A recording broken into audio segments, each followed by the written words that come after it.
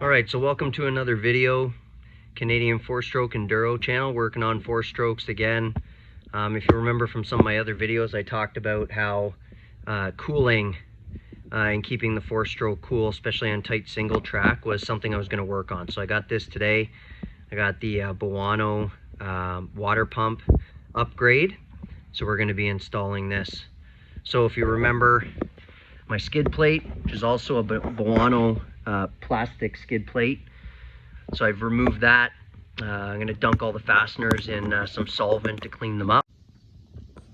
And if you also remember, I had a heck of a time getting this on and off, or installing it in my install video. Since it's worked in a little bit, the fasteners holding it tight against the bike have made it fit a little bit better. And I'm pretty happy with it, and I've removed it a few times now to do oil changes, so on and so forth. You'll also notice in the mail right there some frame protectors, way nicer than the stock ones. Attribes, I believe, is how you pronounce that. They fit amazingly well, nicely shaped, hugging the frame. A couple of zip ties, one screw or one bolt on each side, and they went on without a fuss. Before I put them on, I actually cleaned up the frames really well, and then put some Gorilla Tape up underneath the frame, just to kind of keep it from scratching a little bit. But they went on very easy, and I'm very happy with those. So we're going to get into the installation of the water pump upgrade kit. All right, so for the very first step, other than removing the skid plate, is we're going to want to let mine has been building up pressure, unfortunately. We're going to see if it's doing it again here. Nope. So that's good. So we're going to remove this cap before we get the drain plug undone. Now, this is a vent screw on this side, and in order to refill it, you have to remove the vent screw anyway. So I'm going to crack that open as well before I get the drain plug out. Okay, so like every other bolt on this bike almost, it is an 8mm. Up top, it's got a Torx head on it as well, but an 8mm socket will fit it. So I'm just going to crack this open, loosen it off, and then once I have it out, it'll already be out ready for the fill. And this is the vent plug on top of the right-hand radiator. Be careful; it's got a little washer on it. You want to make sure you don't lose the washer. There you go. I'm just going to leave it. Just a couple of threads hanging in here. Now the entire coolant cover has to come off, but I'm going to follow the owner's manual. I'm just going to drain the coolant first. So that is this screw in the kind of lower right hand side as you're looking at the bike, and that's already starting to pour out pretty good. Make sure I'm catching it and it's not going all over the place. It's running down the frame, so watch that. And it is an interesting color. I was told this bike had engine ice in it. I think it does have engine ice in it. But I've noticed that there is some stuff floating around in the coolant when I've topped it up once or twice. So I'm actually happy to be changing it out completely anyway. So anyways, we'll let this drain. I'm going to pull that screw all the way out. Now, you're going to be able to see I got one of the Profound exhaust guards on there. Undoubtedly, I'm going to have to pull that off because I basically refuse to work on my bike without a torque wrench, even for one bolt. I've just had too many mishaps before. I don't have the feel for it, so I need to be able to get a torque wrench on there. And you can see with the exhaust guard on there, it's just going to block my ability to get a socket head on it. Now, I know it's probably, not torqued down too tight, but I'm a, play it safe type of guy on my bike. So I'm gonna have to replace all 4 of those as I take the cover off. So I'm just gonna get rid of this this exhaust shield. It takes 2 seconds to take off. There we go, problem solved. Should be able to get to that fairly easy now. One of the things you're gonna want to do here is, I did wash my bike after my last ride, but of course I don't get into all the nooks and crannies here. So I'm going to make sure that all around this water pump cover that I give it, a bit of a wipe down so that I don't have dirt and dust and everything. gonna get in there. Now with the Boano kit, there's a spacer that comes with it, because it allows the impeller to be a bit larger, so it spaces the cover out just a little bit. Comes with all 4 screws again, although I don't see, off the top of my head here, I don't see washers, so I'm gonna save all of the copper colored washers off of all the screws that I take out. All 4 screws appear to be the same length, so it shouldn't matter where they go back in. Just have to use the longer ones for the Boano cover because of that spacer that we're going to put in. So I'm going to pull this out. Just as an FYI, it was a lot messier than I thought it was going to be. It basically spewed out everywhere. It ran down the frame, and then it came out, and then I tipped it on its side and more came out. So anyway, just be careful for that. I'm just going to undo the other bolts around the cover. 1, 2, and 3.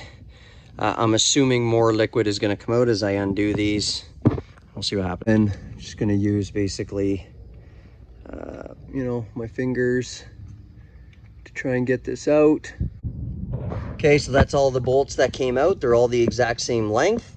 They have the same thread patterns. The only difference being the drain bolt, and they're all 8mm heads, that the drain bolt had this copper washer on there. All right, so now it's still sealed on for the cover here. We're gonna play with it. I can feel it wanting to move in there.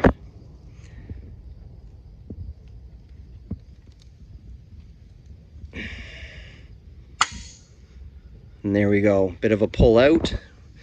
Breaks it free. Sorry about the camera, but it's broken free now. And then the hose kept me from dropping it, so that's actually pretty good. So what I'm going to do now is I'm going to use both hands and just kind of pull it apart. But basically, underneath here, there's the impeller, and it's got a bolt on it right there. So I'm just going to try and remove that. My light's on. It's starting to storm here. That is a 10mm. It's a 10mm. It was not on. Extremely tight. It is now loosening off fairly easy with a wrench. I'm just using an open wrench. All right, so I decided to just zap strap that the water pump cover out of the way. The impeller is actually on there pretty good, so it's got like a pretty good tight fit around the shaft here. So very easy, like very gently, I've taken a screwdriver and just very gently put it in the back, and all I did is move around and just slowly work it loose, and it is coming. I am hesitant to do it any faster than this, so some of you guys might have done this before. I definitely don't want to mar anything inside, so I'm just kind of working it, moving it back and forth. It's probably taking me a lot longer to get it off than it should, but I don't care, so I'm just going to keep doing that. Okay, so like I said, I worked it off nice and slow. You can see from the back, that's why you don't have to torque it down so much. Okay, it's got an actual fitting, kind of an oval shape, so it's only going to fit on 1 or 2 ways, and it's going to be held onto the shaft that way, not by, you know, how tight you have the screw.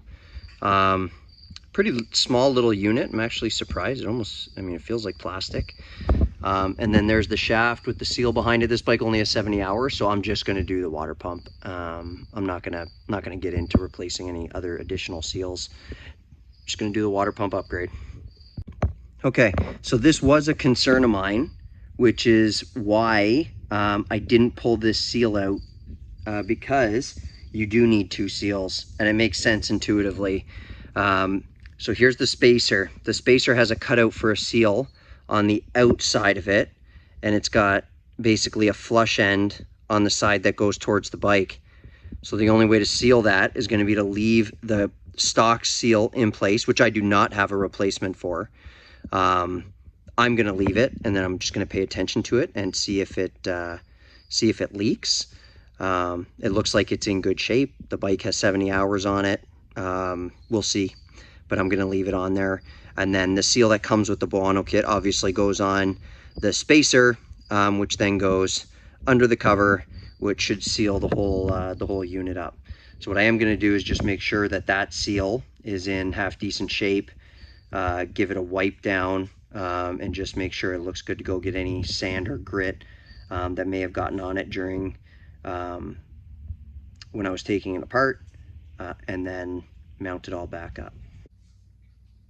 Just making sure the threads and everything are nice and clean. It sounded a little bit gritty. I think that's just the nature of this fit here. It takes a little bit of muscle. You got to kind of wiggle it back and forth to get it started. Now I'm going to get this on and tighten it up.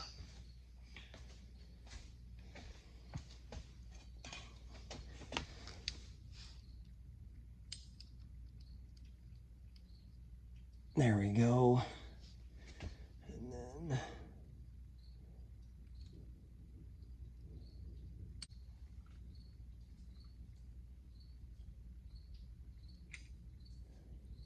okay, there we go. I was able to get the new impeller on. It looks good. I basically torqued it down a bit more than hand tight. To be honest, breaking it free was not very difficult whatsoever. I've given the stock seal a wipe down, made sure it's as clean as I can get it. I'm gonna wipe down the inside of the cover, same thing. Make sure the mating surface and everything's as clean as, you know, I can get it. And then I'm gonna cut this zap strap here and get ready to install the spacer. So because of the shape of the seal here, it's obviously going to fit into this cover in a very, very specific way. You're not going to be able to put it in backwards because it has to basically fit in with the shape. So I'll work that piece in now to adjust it a little bit. And there we go. That was very, very easy. As they would say, almost too easy. Okay, so the seal's in. And then we're going to move over and line it up.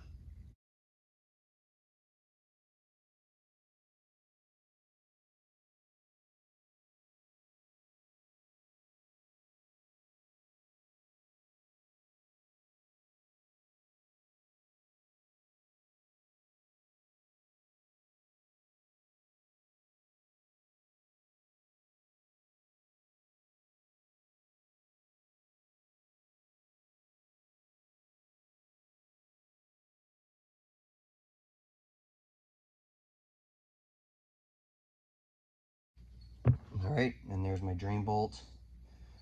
I noticed the washer had a bit of an indent in it, so I just flipped it around and see if that works to seal it up nice as I'm reusing it. I think the next time I do coolant, I'll likely replace all the seals and this little washer that's on here. So I'll do that next time.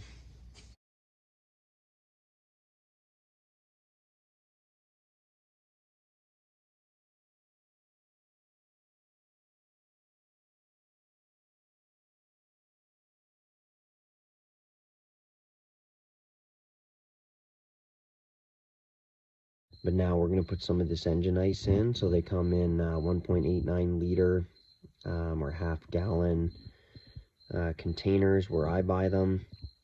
And it says it's about 1.3 liters for the entire coolant system. So we're going to add this in, and hopefully I have enough left. I've used it a little bit to top up, but I think I got way more than 1.3 liters in there, so it should work fine. Just to remember, before you fill it up on the other side, to remove the vent bolt. and that'll help it. That'll help the air escape as you're filling up and as it fills up both sides and all the way down.